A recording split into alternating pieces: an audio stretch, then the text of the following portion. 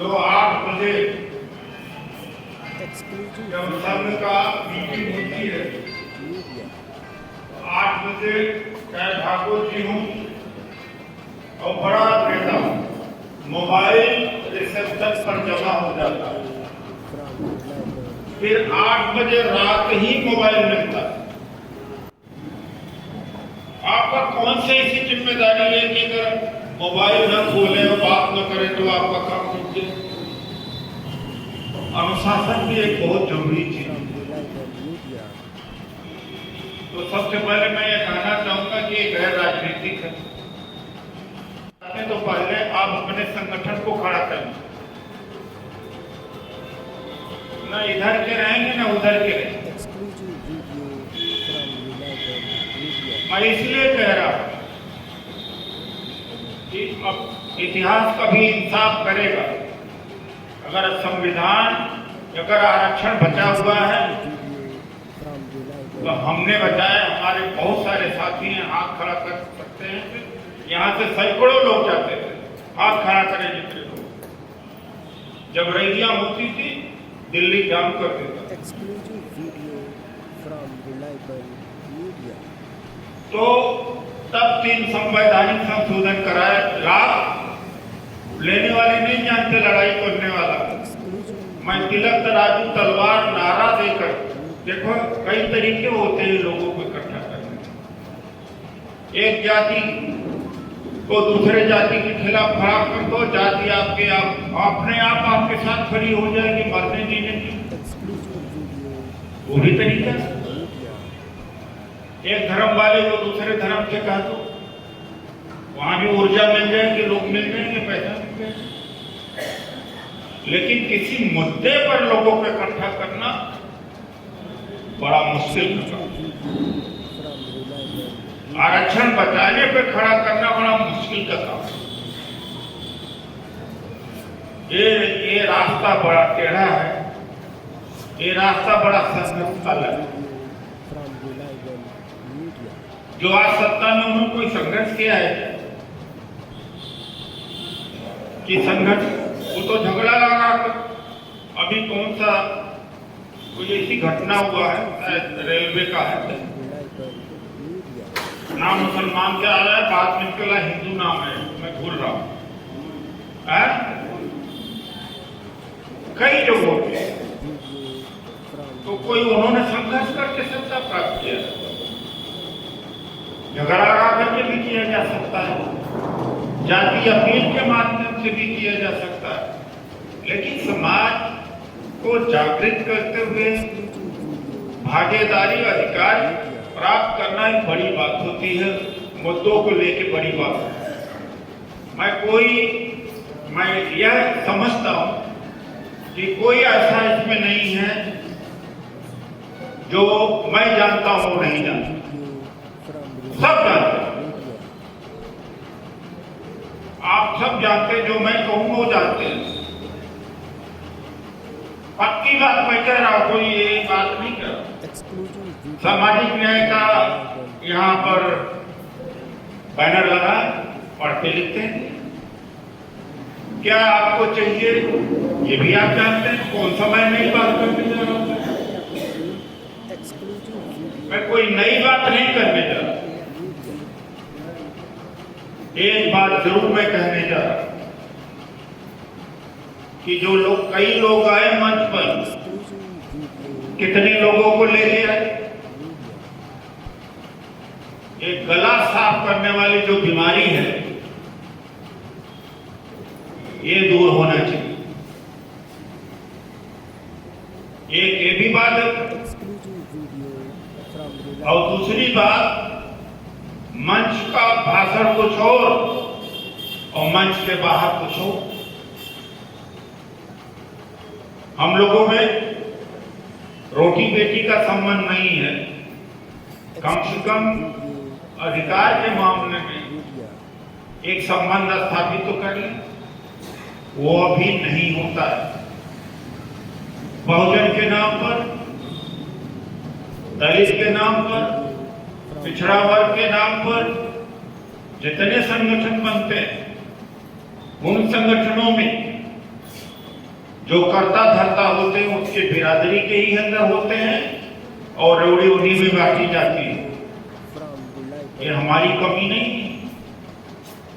लाभ समर्थन सबका चाहिए, रेवड़ी अपने लोगों को बांटेंगे, ऐसे काम नहीं चलेगा।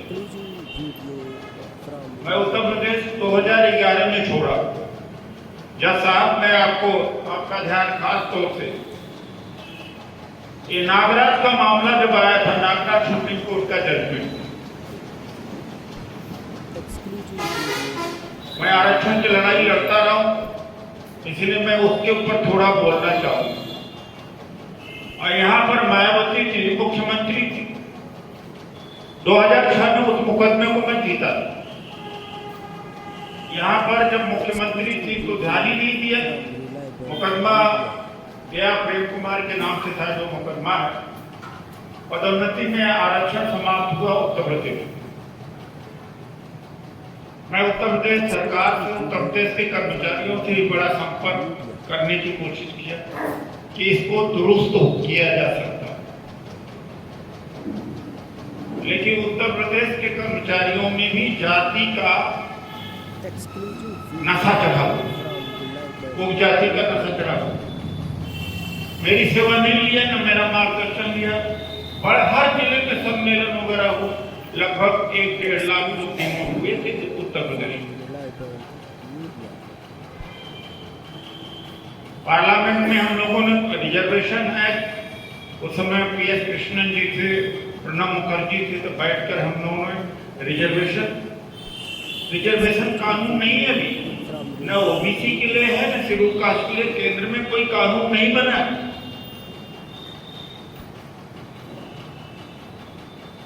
उसको बिल पेश कराया था और बिल फाड़वाने का काम किसने किया था जानते हैं? मुलायम सिंह जी। मुलायम सिंह जी भी उस समय पदोन्नति में आरक्षण बैकवर्ड के लिए मांग रहे थे। विरोध करने के बजाय बैकवर्ड के लिए मांग लेना चाहिए, मिल जाता। और रिजर्वेशन बिल पास नहीं हो पाया, रिजर्वेशन एक्ट पास नहीं हो पाया, अभी तक पास नहीं। मैं तो दिल्ली में हूं। जब 2000 उत्तर प्रदेश जब कर्मचारी के, मैं बेसिकली कर्मचारी और अधिकारियों और बुद्धिजीवियों के बीच काम करता रहा, आज भी उन्हीं के बीच। तो मैं उत्तर प्रदेश करीब छोड़ दिया, फिर मैंने दिल्ली अपना ठिकाना बनाया। तो मेरे कहने का मतलब कि आप यहां बैठ करके कितने भी आलोचना करें, सवर्णों की आलोचना करें या सामाजिक न्याय की बात करें, लेकिन उसका हल क्या है? मैं बिल्कुल सामाजिक न्याय मुद्दों के ऊपर कि ये करना चाहिए, वो करना चाहिए, ये हो रहा है, वो इतिहास में 32 में क्या हुआ, 33 में क्या हुआ, हमारा यहाँ किसके कहने से क्या करें? हमको इतिहास में पढ़ने हम रास्ता निकाल ले। अगर हम रास्ता निकाल सकते तो वरना इस सेमिनार का क्या मतलब? और ये लड़ाई अपने कंधों पर लड़ी जाती है, किसी दूसरे के कंधे पर लड़ाई नहीं लड़ी जाती। जब आप अपने कंधों पर लड़े हुए तो सत्ता को भी उखाड़ सकोगे। अभी लोकसभा के चुनाव का सही मूल्यांकन नहीं हुआ। वो जो वोट आया और राजनीतिक कार्यकर्ताओं की वजह से वोट आया, वो सामाजिक न्याय की शक्तियां थी, उनका फ्रस्ट्रेशन उन्होंने ताकत होगी। ये गलतफहमी नहीं होनी थी। उन्होंने कि हमारा आरक्षण चला जाएगा, हमारा संविधान चला जाएगा, उन्होंने आकर के वोट दिया और दिलवाया। ईमानदारी के एनालिसिस है। तो भाई ऐसा है कि जैसे मुद्दे हैं, जनगणना है, जाति जनगणना, कांग्रेस पार्टी उठाए, समाजवादी पार्टी उठाए, वो ठीक है। आप क्या करेंगे? आपका भी कुछ है ताकत, वही बात आकर के रुक जाती है। इतिहास कभी इंसान कोई पढ़ा लिखा होगा जितना योगदान हमने दिया है उतना योगदान बहुजन समाज पार्टी के आंदोलन ने नहीं दिया। देखिए, जहां भौतिक प्राप्ति कुछ न हो, न जमीन मिल सके, न ठेके में कोई भागीदारी हो सके, न अच्छी पोस्टिंग हो सके, न सुरक्षा हो सके, न कार्यकर्ता को बल दिया जाए, न कार्यकर्ता के धन शक्ति हो सकती है, केवल वो मिशन मिशन मिशन में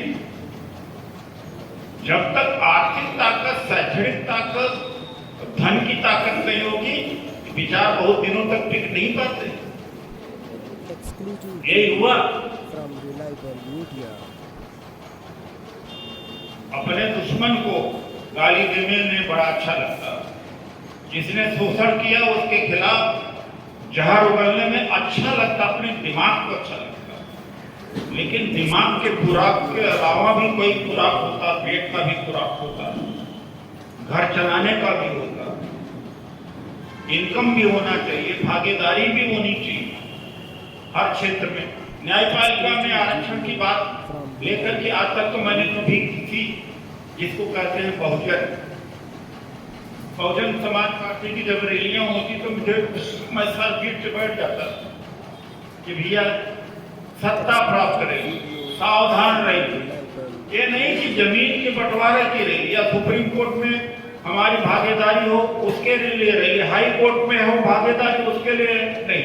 सेक्रेटरी गवर्नमेंट ऑफ इंडिया होना चाहिए, सारे इक्वल एजुकेशन होना चाहिए।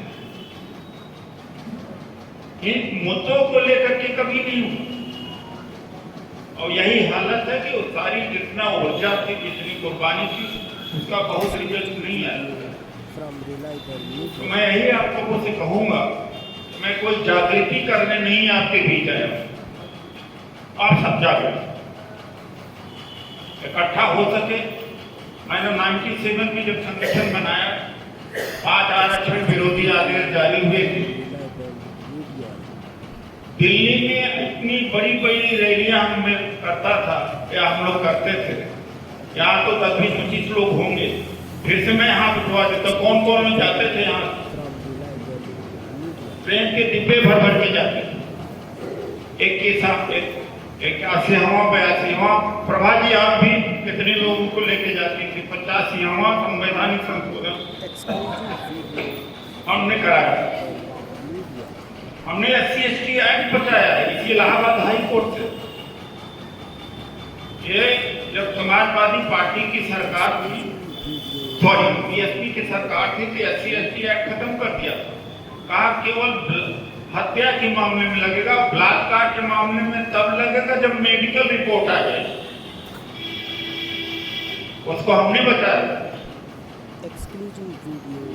जो विपक्ष के लोग हैं इतना तक नहीं करने सकता, कांग्रेस के लोग यह भी नहीं बता पाए कि इन्होंने क्या। अब जब मैंने एक बार बता दिया कि इस समय मेरे खिलाफ में कितनी गंदी गंदी बातें सोशल मीडिया पर चला, ये सब नहीं पता। और ये बार बार ये कहना किस चीज का अफवाह है, यह देश अफवाहों से नहीं चलता। मैं यहीं का रहने वाला हूँ, बहुत सारे लोग नहीं जानते, ज्यादातर लोग नहीं जानते मैं यहाँ का रहने वाला। नाम हम जान जाते हैं कि नेहरू जी के कपड़े पेरिस धोने जाते थे, आज तक वो चीज है। गांव में जगह जगह कभी कभी बोल देते, जबकि पेरिस यहीं पर लॉन्ड्री था। वरना इस तरह बाबा साहब को भारत रत्न नहीं दिया गया, कांग्रेस के पीछे पड़ गए लोग। डंडा लेके पूरा दलित पड़ा हुआ, बाबा साहब को चुनाव में हरा दिया, डंडा लेके पड़े। ये अकलमंद कांग्रेस वो देख नहीं रही कि क्या चल रहा है जमीन पर। आज भी है, अरे ये भी तो देखना चाहिए कि संविधान सभा में कांग्रेस ने बाबा साहब डॉक्टर अम्बेडकर को चुनवा करके कांग्रेस ही लाई थी।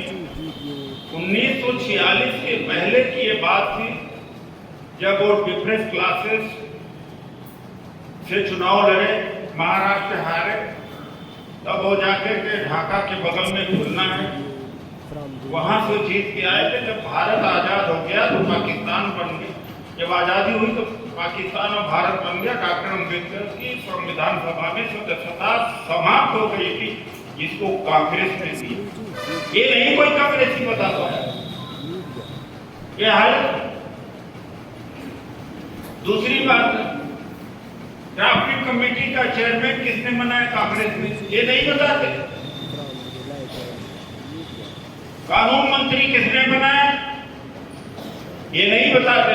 54 में फिर से राज्यसभा में भेजने का सहयोग कांग्रेस ने, ये नहीं बताते। ये बता देते हैं कि भारत रत्न।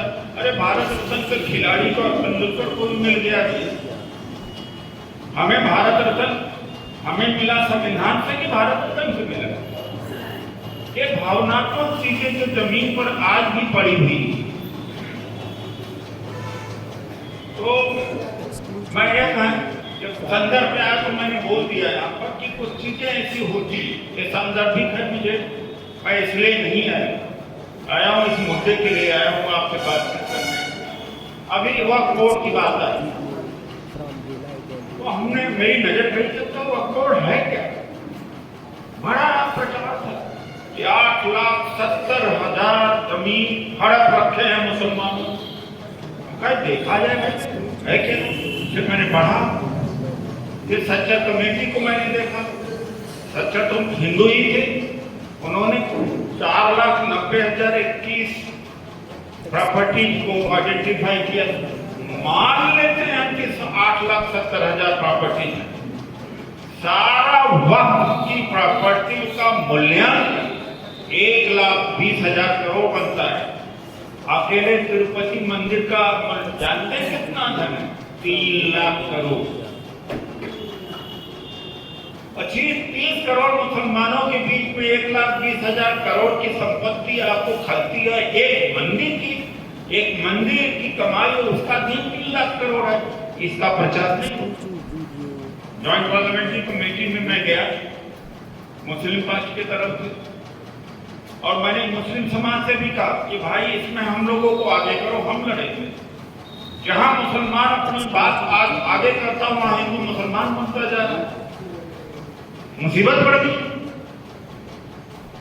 हमने कहा हम लड़ेंगे, आप हमारे साथ, हम सबसे पहले हम रहे। तो आज एक मुद्दा खोज लिया, राम मंदिर का मुद्दा, जो जिनका मर गया था या कमजोर हो गया, दूसरा मुद्दा खड़ा कर दिया। और वो धनकर यहाँ एक उपराष्ट्रपति है, कहते हैं कि यहाँ पॉपुलेशन, उनके कहने का इशारा ये है, अंदर अंदर ही चल रहा।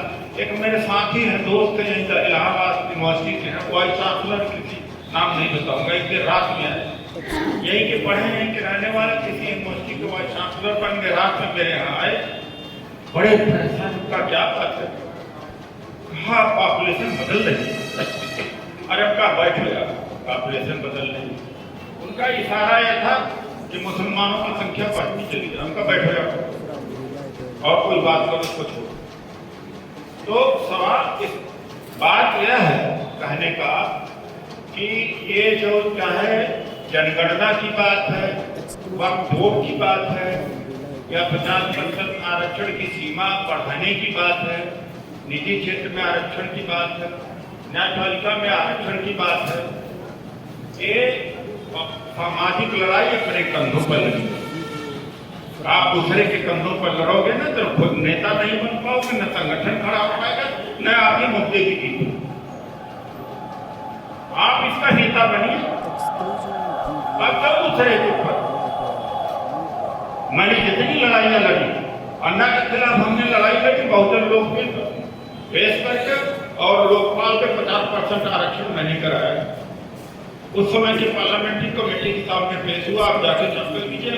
4 ही बिल कंसीडर हुआ, एक हमारा बिल कंसीडर हुआ, एक अन्ना का, एक केजरीवाल का, एक किसी अरुणा राय। तो हमने 1 दिसंबर को ये जो रैली किया है, तो उसके लिए भी मैं कहूँ कि दलित, ओबीसी, माइनॉरिटी, आदिवासी का संगठन बनना चाहिए एक एक गांव में। यह नहीं कि वो अपने संगठन को खत्म कर रहा है। अगर ब्रिजमोहन जी का संगठन है तो और इनका मजबूत होगा। ये संगठनों का संगठन है, एक बार भी साल में और 2 बार भी साल में लाखों की संख्या में ऐसे दिल्ली खड़े हो जाए, ऐसे खड़े हो जाए, कुछ भी बोले, पूरा देश कांप जाता। नेशनल मीडिया वहां, पार्लियामेंट वहां है, न्यायपालिका वहां पर, इंटरनेशनल प्रेस वहां पर। इसीलिए हम दिल्ली पे ही आंदोलन करते हैं, क्योंकि ये सारे मामले वहीं से निकलते। जज साहब के कहने से बड़ा हमने कहा कि चलो भाई, वरना ज्यादातर दूसरे स्टेट में ही या दिल्ली वगैरह सक्रिय रहते हैं। इधर दलितों में बड़ा भयंकर जातिवाद होता है। मायावती जी ने टेलीविजन पर कहा कि इसकी जाति तो यह है, मेरी जाति, और 10 साल तक आंदोलन चलाया अंदर की, ये जाति का, वो जाति का है। और कहते हैं बहुजन, अंदर से भी संगठन बहुजन होना चाहिए, बाहर से भी होना चाहिए, तभी बहुजन आंदोलन चलेगा। इसलिए हमने हर जाति को दिखाकर की जगह दिया जाए संगठन में। जो बाहर से जैसा नाम वैसा अंदर होना चाहिए। और इसीलिए हमने अपने संविधान में रख दिया कि हर जाति, जितनी जातियां हैं उनकी जातियां का नुमाइंदगी संगठन में होना चाहिए, वरना नेता अपने बिरादर, अपनी दोस्तों से संगठन खड़ा कर लेता है, लाभ सब लेता है, और उसका क्या रिएक्शन होता है कि और सारे संगठन बन जाते हैं और असली बहुजन संगठन बनता है। जिस दिन बहुजन खड़ा हो जाएगा, अपने आप एक दुरुस्त हो जाएंगे। हमें अपने ऊपर भरोसा रखना चाहिए। उत्तर प्रदेश में क्यों नहीं दलित और पिछड़ा का नेता पैदा हो पा रहा? आप किसी भी राजनीति में रहिए, किसी पार्टी में रहिए, लेकिन अपना प्लेटफॉर्म तो बनाइए। एक आपका अपना प्लेटफॉर्म होना चाहिए, और आपको भी ताकत देगा, और सेकुलर फोर्सेस को भी ताकत देगा। आप क्यों गिरवी रखते हो? आप अपनी कमाई किसी और को दे दो तो वो भी आपकी कमाई का इस्तेमाल नहीं कर पाएगा। वहां भेज दोगे, उसके साथ में अन्याय होगा, उसका अपमान होगा, आपकी लीडरशिप कौनी दिखेगी, वो आपको नेता भी नहीं मानेगा।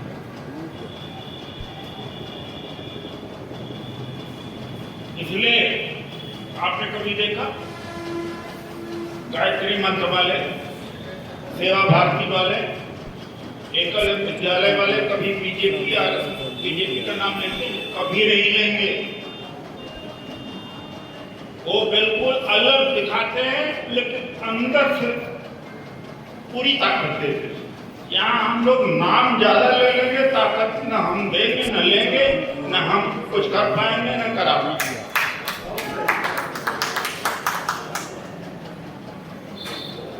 इसलिए हमारे प्लेटफॉर्म पर कोई पॉलिटिकल बात नहीं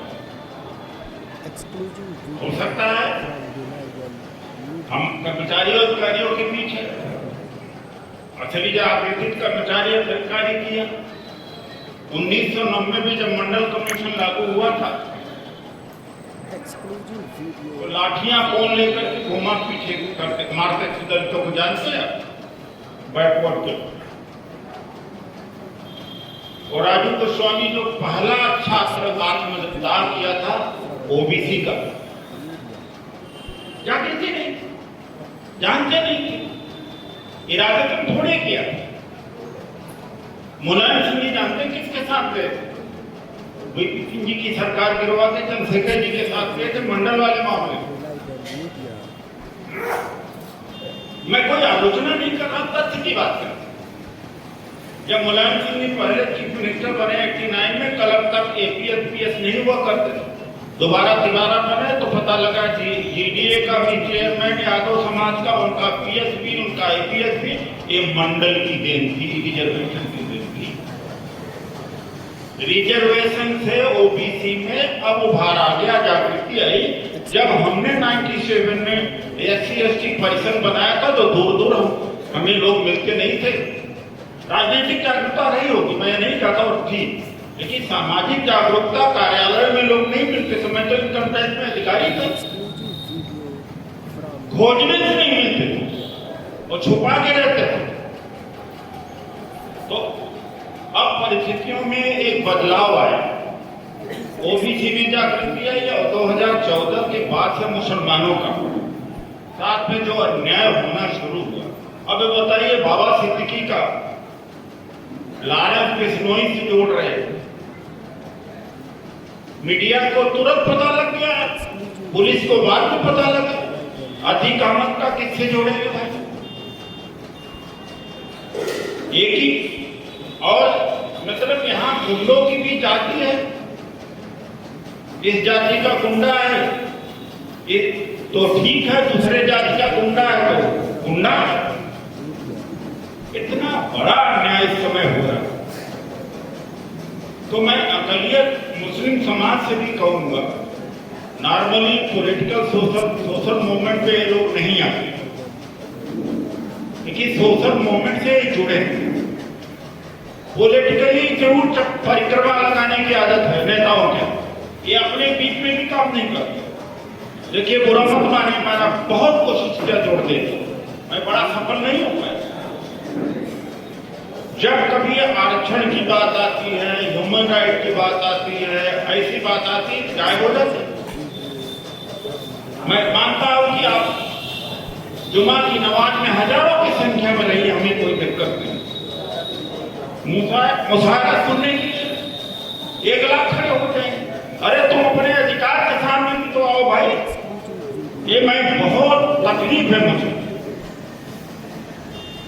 ये भी उनके पिछले जो संगठन हमने बनाया, परसों मनोज जी से भी कहूंगा, विजय बहादुर जी से भी कहूंगा कि परसों भी एक सामाजिक न्याय का संगठन, सामाजिक न्याय का सम्मेलन लखनऊ में कराया, वो शाहिद अली जी ने कराया। और ये सारे देश में सम्मेलन करा करके 1 दिसंबर को 1,50,000 लोगों को इकट्ठा किया जाए, इकट्ठा करके वहां दिल्ली से एक आह्वान किया जाए कि भाई जाति ना होना चाहिए। ये एक अगर आपका इंडिपेंडेंट प्लेटफॉर्म बनता है तो इस प्लेटफॉर्म के माध्यम से आप नेता भी बन सकते हैं। ये प्लेटफॉर्म आपके मुद्दे को शक्ति भी दे सकता है, देगा। ये प्लेटफॉर्म जो मनमानी ताकते हैं उनको भी हराने का भी काम करेगा। अगर एक प्लेटफॉर्म किसी का पिछलग्गू बन गया तो न उसके काम आएगा, न आपके काम आएगा, किसी के काम नहीं होता ही नहीं। समझो, हर पार्टियों के अपने डिपार्टमेंट है कि नहीं? SC डिपार्टमेंट है, OBC है, ST डिपार्टमेंट है। और ये अगर किसी पार्टी से जुड़ गया तो फिर उनका डिपार्टमेंट का क्या मतलब? यह भी सोचना चाहिए। तो इसके इंडिपेंडेंट अस्तित्व होना चाहिए और ये सबकी भले की बात, सभी के भले की बात, पूरे बहुजन के भले की बात है। तो बहुजन में एक नया कंसेप्ट पहले दिया गया, हमने बड़ा सोचा, फिर बड़ा अध्ययन किया तमाम संगठनों के अंदर, जिन्होंने संगठन खड़ा किया, पार्टी खड़ा कर दिया, उसके अंदर खामी हो गई कि पता लगा उसी की बिरादरी की, उसी की जाति के लोगों की भरमार है। और मनुवादी धीरे से हवा दे देता, अरे तेरा क्या भाई, वो तो मनोज यादव हैं, तुम तो जा रहे, तुम तो कुर्मी जाति को, अरे तुम तो प्रजापति जाति को, तुम्हारा क्या वहां पर है? यह मौका नहीं देना चाहिए। मौका दिया गया, ये भी गलती तो है, मैं मानता हूं। बैलेंस इनको नहीं बनाया जाएगा तो बड़ा मुश्किल होगा। तो भाई मैं इतना कहते हुए बात को समाप्त करूंगा कि ये कोई मैं जागृति करने आपके नहीं आया हूं, आप सब जागृत हैं। हाँ, इकट्ठा जरूर हो जाइए। इकट्ठा करने के लिए आप अपने संगठन को भी अलग रखिए। आप अपने संगठन को के अस्तित्व को मजबूत करिए, लेकिन मुद्दे पर तो एक बार आ जाओ, एक बार दो बार मुद्दे पर आ जाओ, इसी से पूरा देश जीत जाओगे। अरे भाई, जन की शक्ति है हमारे पास, और कोई शक्ति नहीं है। देखो, धन की शक्ति है। अभी विजय बहादुर जी देखेंगे कि भाई खाने का, मैंने बल्कि कुछ कहा लोगों को, सोमनाथ सरोज आए हो, सोमनाथ सरोज अभी आए तो थे, दिखाई पड़ गए, कुछ लोग कॉम्पनसेट कर लो। न धन की शक्ति है, न हमारे पास न्यायपालिका की शक्ति है, न मीडिया की शक्ति है, न गॉडफादर हम लोगों के पास है। एक जन की शक्ति, जन की ही शक्ति, एक और जन की शक्ति जो होती है सुप्रीम शक्ति होती है। जन खड़ा करो। अब ऐसे लोग भाषण, मतलब हमारे यहाँ तो परंपरा नहीं है, जो लोग आते हैं काम करने वाले आते हैं। मैं भी कभी अपने लोगों को भाषण नहीं, विचार सब विचार कमोबेश जानकारी सबको हो गई, उनको इकट्ठा करने की बात, एक साथ खड़ा कर देने की बात। इसमें किसी के अहंकार को भी कोई चोट नहीं पड़ेगा। अगर कोई संगठन चला भी रहा है, जैसे ओम प्रकाश जी हैं, संगठन का कार्यक्रम करा रहे हैं, तो आपको संगठन आप करिए अपना काम। अब जैसे निरंजन सोनकर जी हैं, तो भैया निरंजन सोनकर जी हैं कि चले गए, बोल के चले गए। आप दिल्ली में दिखाइएगा, क्योंकि जब यहाँ आवाज है तो दिल्ली में भी आवाज होनी चाहिए। मेरे कहने का एक मतलब, और लोगों से मैं कहूँगा कि यही हमारा कहने का भाव है। एक सोशल मीडिया है, सोशल मीडिया ने बर्बाद भी कर दिया हमें, नुकसान भी ज्यादा किया है, फायदा हमें कम किया। हमारे लोग सोशल मीडिया में वो चीज देखते हैं जो हमारे लिए या हमारे लिए लाभदायक नहीं, और वो लोग सोशल मीडिया में वो चीज करते हैं जो उनके फायदे नहीं। बराबर है सोशल मीडिया, 5 घंटे 6 घंटे 7 घंटे हर युवा सोशल मीडिया पर है। गुड मॉर्निंग, चुटकुला, शायरी, रील सब फॉरवर्ड कर रहा है, लेकिन काम की बात नहीं करता, वो जवाब नहीं। मैं एक पोस्ट लिखता हूं, जितना मुझे गाली मिली है, मुझे लगता है इस देश में किसी को मिली थी। जैसे मैं कोई रात लिखता, धड़ से गाली आ जाती। आप देखो मेरे ट्विटर, मेरे फेसबुक, भयंकर गालियां देते हैं, बहुत बुरी बुरी गाली देते हैं। अभी तो बीएसपी बहुत गाली मिल रही है। मैंने इतना ही कह दिया बीएसपी के बारे में कि भैया 40 साल से कांग्रेस को आपने डिस्क्रेडिट किया, किस बात के ऊपर किया? कांग्रेस नहीं बोली आपको तो अलग बात है। भारत रत्न तो खिलाड़ी को मिल जाता है, भारत रत्न से क्या नौकरी मिल जाती, जमीन मिल जाती, 20 सूत्री कार्यक्रम के तहत। अरे असली सम्मान डॉक्टर अम्बेडकर का जो कांग्रेस को देना था वो दे दिया, और कोई दे नहीं सकता। मैं आपको कहता, एक विरोधी को कौन कानून मंत्री बना देगा? मेरा ख्याल, मेरा भी दिल इतना बड़ा नहीं।